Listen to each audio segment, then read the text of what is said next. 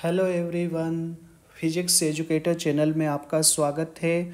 आज अपन एक soap bubble के ऑसिलेशंस का टाइम पीरियड पता करेंगे।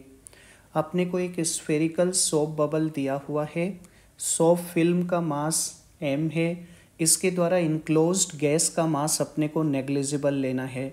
बबल के बाहर वैक्यूम दिया हुआ है और बबल की इक्विलिब्रियम रेडियस r0 है। अपने को ये भी बताया गया है कि ऑसिलेशंस के दौरान अंदर इनक्लोज्ड गैस का टेम्परेचर चेंज नहीं होगा। इसके स्मॉल ऑसिलेशंस का टाइम पीरियड अपने को पता करना है। तो चलिए अपन टाइम पीरियड कैलकुलेट करते हैं। बबल के ऑसिलेशंस का टाइम पीरियड पता करने के लिए अपन बबल के राइट हाफ को सिस्टम ले लेते हैं। इक्विलिब्रियम में बबल की रेडियस r0 दी हुई है। मैं इक्विलिब्रियम में राइट हेमिस्फीयर का FBD बनाता हूँ। इस पर एक तो गैस के प्रेशर की वजह से फोर्स लगेगा। ये फोर्स राइटवार्ड डायरेक्शन में एक्ट होगा। इस फोर्स की वैल्यू हो जाएगी प्रेशर इनटू क्रॉस सेक्शन का एरिया। गैस का प्रेशर इक्विलिब्रियम में मान लेते हैं P0 है, तो गैस के प्रेशर की वजह से इतना फोर्स लगेगा P0 into pi r0 square. Surface tension की वजह से लेफ्ट हेमिस्फीयर राइट हेमिस्फीयर को अपनी ओर पुल कर रहा होगा। सरकमफेरेंस 2 पाई r0 के अलोंग जो फोर्स लग रहा होगा वो ये रहेगा सिग्मा इंटू 2 पाई r0। लेकिन यहाँ पे ये ध्यान रखना है, बबल की एक आउटर फ्री सरफेस है और एक इनर फ्री सरफेस है। तो इनर फ्री सरफेस के अलोंग भी इतना ही फोर्स आपका लग रहा होगा, सिग्मा इंटू 2 पाई r0।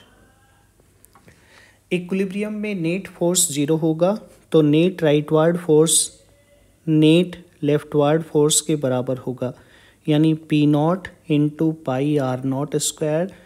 इसकी वैल्यू बराबर होगी सिग्मा इंटू 4 पाई r0। सिग्मा सरफेस टेंशन है, तो गैस का इक्विलिब्रियम में प्रेशर ये आ जाएगा 4 सिग्मा अपॉन r0। इसको मैं इक्वेशन 1 बोल देता हूँ। अब देखिए, सोप बबल के एक्सपेंशन या कॉन्ट्रैक्शन के दौरान गैस का टेम्परेचर कांस्टेंट रहेगा। आइसोथर्मल प्रोसेस के लिए अपने को ये पता है P1 V1 is equal to P2 V2। Initially gas का प्रेशर P0 है और वॉल्यूम हो जाएगा 4 पाई बाई 3 r0 क्यूब। किसी इंस्टेंट पे जब बबल की रेडियस r0 प्लस x हो जाती है, उस टाइम मान लेते हैं गैस का प्रेशर P है और इसका वॉल्यूम हो जाएगा 4 pi by 3 r0 plus x cube.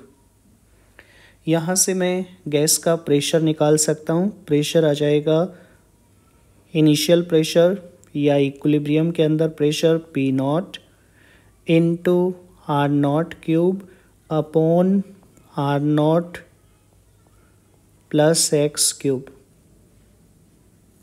इसको इक्वेशन 2 बोल देते हैं।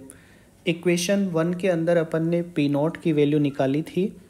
P0 की वैल्यू ये थी अपने पास, तो अपन P0 की जगह रख देते हैं 4 सिग्मा अपॉन r0। अपने पास गैस का प्रेशर ये आ जाएगा P is equal to 4 sigma upon r0 into r0 cube upon r0 plus x cube, यानी ये होगा 4 sigma r0 square upon r0 plus x cube. अब अपन बबल के राइट हेमिस्फीयर का FBD बनाते हैं। पहले बबल के राइट हेमिस्फीयर की रेडियस r0 थी, अब ये रेडियस r0 प्लस x हो जाएगी। पहले इसका सेंटर ऑफ मास यहाँ पर लोकेटेड था r0/2 डिस्टेंस पे। हेमिस्फीयर का सेंटर ऑफ मास सेंटर से r0/2 डिस्टेंस पर है और बाद में ये सेंटर ऑफ मास यहाँ पर लोकेटेड होगा r0 + x/2। Centre of mass के डिस्प्लेसमेंट को अपन ये लिख सकते हैं x = r0 + x/2 - r0/2, जो ये आ जाएगा x/2। इसको मैं इक्वेशन 3 बोल देता हूँ। राइट हेमिस्फीयर पे एक तो प्रेशर की वजह से फोर्स लग रहा होगा, ये फोर्स तो हो जाएगा P × πr0 + x², और एक सरफेस टेंशन की वजह से लेफ्ट हेमिस्फीयर इसको पुल कर रहा होगा। तो सरफेस टेंशन की वजह से इनर और आउटर सरकमफेरेंस के अलोंग जो टोटल फोर्स होगा उसको ये लिख सकते हैं σ × 4πr0 + x। अब मैं राइट हेमिस्फीयर के सेंटर ऑफ मास की मोशन के लिए न्यूटन सेकंड लॉ अप्लाई करता हूँ। इस पर नेट फोर्स ये हो जाएगा, राइटवार्ड डायरेक्शन में तो फोर्स है P × πr0 + x², लेफ्टवार्ड डायरेक्शन में फोर्स है σ × 4πr0 + x। ये नेट फोर्स है, ये बराबर होगा राइट हेमिस्फीयर का mass which is m/2 into acceleration of centre of mass. Centre of mass के एक्सेलरेशन को मैं AC से डिनोट कर देता हूँ। तो अपने पास ये आ जाएगा m/2 AC = प्रेशर की वैल्यू अपन यहाँ से पुट कर देते हैं। प्रेशर की वैल्यू ये है, ये वैल्यू मैं पुट कर देता हूँ। ये वैल्यू अपन यहाँ पे रख देते हैं। This × πr0 + x² - σ 4π × r0 + x, ये आ जाएगा। अब देखिए यहाँ पर ये जो पावर है r0 + x², इससे नीचे डिनोमिनेटर में ये पावर कट जाएगी। अपने पास ये रह जाएगा 4π σ r0² / r0 + x - σ 4π r0 + x। मैं पहली टर्म के अंदर डिनोमिनेटर में से r0 कॉमन ले लेता हूँ, तो अपने पास ये आ जाएगा 4π σ r0 और डिनोमिनेटर में हो जाएगा 1 + x/r0। अब डिनोमिनेटर वाली जो टर्म है उसको न्यूमरेटर में ले जाते हैं, तो अपने पास ये आ जाएगा 4π σ r0 इंटू 1 + x/r0 की पावर -1। अब बाइनोमियल एक्सपेंशन करेंगे। मैं अप्रोक्सीमेशन लूँगा क्योंकि x की वैल्यू r0 से काफ़ी कम है, तो दो ही टर्म्स को रिटेन करेंगे। जैसे 1 + x⁴n। बाइनोमियल अप्रोक्सीमेशन से अपन इसको ये लिख सकते हैं 1 + nx provided mod x is much << 1।